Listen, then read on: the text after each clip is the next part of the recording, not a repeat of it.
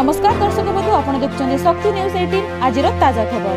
Malkangiri one कर्मचारी द्वारा लक्षाधिक मूल्यवान काठ जबत 2 आसामी गिरफ। मालकानगिरी वनांचल कर्मचारी माने एक बोलेरो पिकअप भ्यान गाड़ी में मूल्यवान काठबटा और अर्धनिर्मित खट एमवी 24 ग्राम मालकानगिरी अभिमुखे आसुवा बेले राति 2:45 मिनिट्रे एमवी 12 ग्राम निकट में पूर्व प्रस्तुत हो छकी रही वन कर्मचारी माने गाड़ी को अटकाई लक्षाधिक टंकार काठ जबत करने सह 2 जण आसामी को गिरफ कर आज मालकानगिरी कोर्ट को चालान कर जमापड़ी।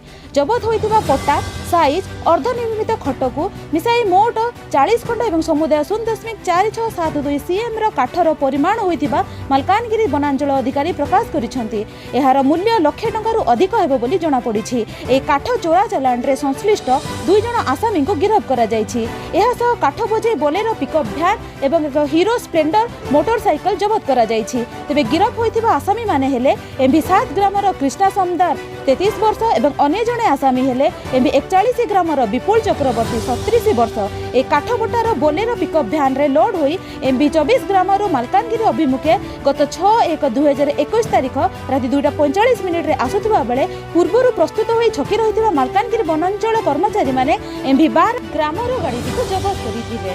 एही चढ़ाऊ रे मालकानगिरी वनांचल अधिकारी वासुदेव नायक, बनपड़ा राजेश सेठी, मुरलीधर अनुगुलिया, मोहन गुड़िया, ऋषिकेश पाणिग्राही, बनरक्षी अर्जुन बटे, दीप्तिरंजन नायक, रविनारायण खंडुआल, पारा स्टाफ एवं आईसीपीसीआई स्क्वाड सामिल थिले। आसामी 2 जनक विरुद्ध रे ओआर केस नंबर 167 धारा 4, 12, 56 अनुसार मामला रुजु करा जाय वर्तमान मालकानगिरी कोर्ट को चालान करा